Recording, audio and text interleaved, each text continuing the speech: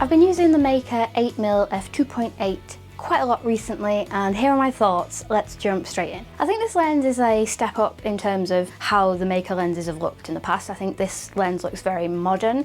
The build quality is superb. We have metal everything, and the grip for the focus ring and the aperture is really, really pleasing to use and looks really good too. The downside of all this wonderful build quality is, of course, it's a little bit larger and a little bit heavier than some of the competitors in this sort of focal range. Now, the main one to beat, of course, in my opinion, is the Lumix 9mm f1.7, which is tiny, very light, etc.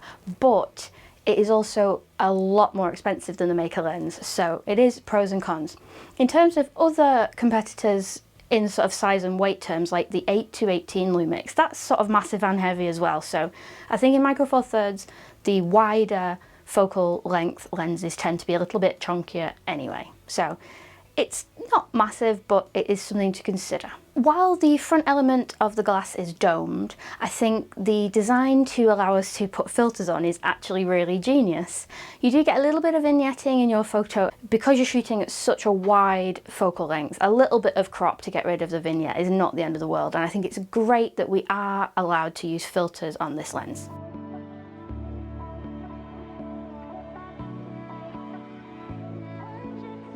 Overall, I would say the design and build quality is premium, looks good, and is just a delight to use. But we don't buy lenses because they look cool. Let's talk about ease of use. Now, usually your wide-angle lenses like this are just dead easy to focus because anything that's more than a couple of feet in front of the lens is, you know, dead sharp. But I was actually surprised to see how many images I missed focusing with this lens.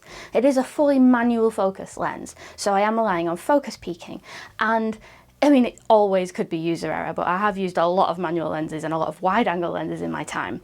And what I think it is because the scene is so wide, when the focus peaking goes around the edges, it might actually be focusing on the background rather than the subject, but it's all so close together on the screen you can't tell very easily. So I would recommend to have a little bit of caution with focusing with this lens and make sure that you're using the guide markers on the lens itself. So most importantly, let's get to the image quality.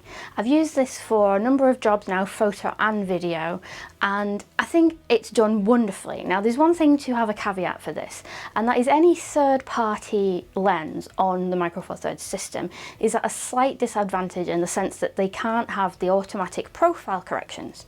Now the profile corrections on the Lumix 9mm, for instance, as soon as you put it into Lightroom, if there is any barrel distortion or chromatic aberration, it's automatically fixed because of the electronic elements in the lens and the technology that's gone into designing it. With the Meike being completely manual focus and not having this sort of communication with the camera, it is down to the engineering of the glass to make this lens as good as it is. And I have to say, given the handicap, it's absolutely brilliant. It is rectilinear, so we do get very minimal barrel distortion. There is chromatic aberration and it's a little bit worse when you do shoot wide open, but it's very easily manageable if you use your manual settings within Lightroom or your other editing software. It's just a shame that you can't do it automatically like you can with the named brand lenses. At 2.8 we do have a little bit of softness around the edges. The center is lovely and sharp. If you stop down to around f4, we get things pretty much sharp throughout to my eyes. Really contrasty, really punchy. So if you're using this for real estate or architecture, I would recommend stopping down a little bit just to get the most out of the lens. So I really did put this lens through its paces. First, I went wild camping with the idea of getting into a lovely isolated place for some astrophotography, because I do think, coma or comma, however you want to say it, aside, which I haven't managed to test, this lens could be superb for astrophotography, so I really wanted to test that out. Unfortunately, there was nothing but blooming clouds. Such is life in England. So I shot instead some landscape and some lifestyle and some time lapses, and I think the footage is wonderful. I really like the images from this location and from this sort of trip. I think lugging it up a big blooming hill, I really did notice the weight in this scenario compared to anything else. Like, if you're doing a job, it's not the end of the world if your lens is a little bit chunky. But if you are sort of very concerned about the weight on your back, then, you know, would I rather have had the Lumix 9mm on me? Yes. But it's not the end of the world, and I think the images and the video speak for themselves. It's beautiful. Lens flare is about as you would expect, given that it is a rounded front element, which is to say, try and avoid pointing it at direct light if you can. It's flaring and distorting, not in an overly pleasing way to my eye, but most wide-angle lenses, and certainly every domed wide-angle lens, does suffer from this. So it's just something that we have to manage as photographers.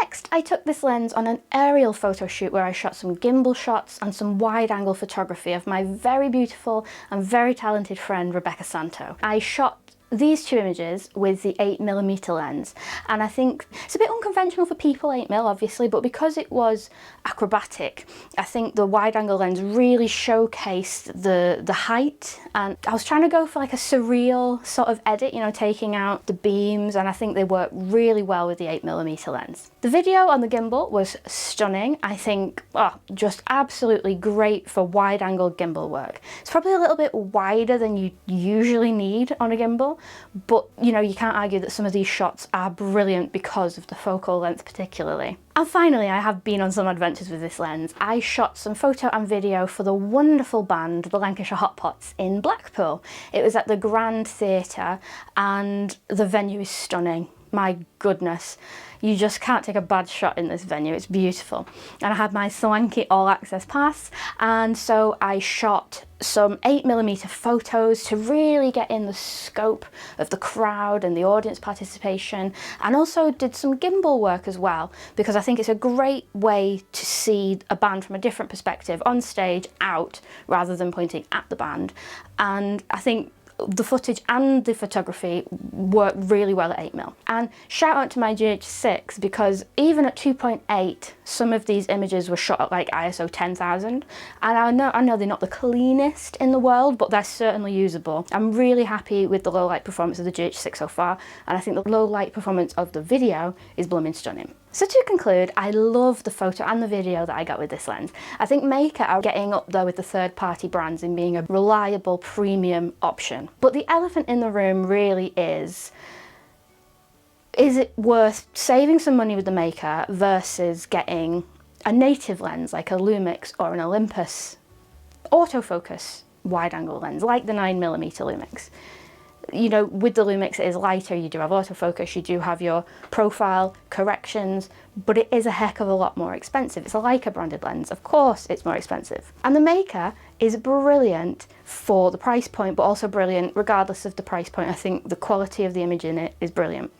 And if you are using this for real estate, where perhaps the lens is on a tripod more, so you don't mind it being 2.8 instead of 1.7, and you don't mind it being a little bit heavier, then it's brill.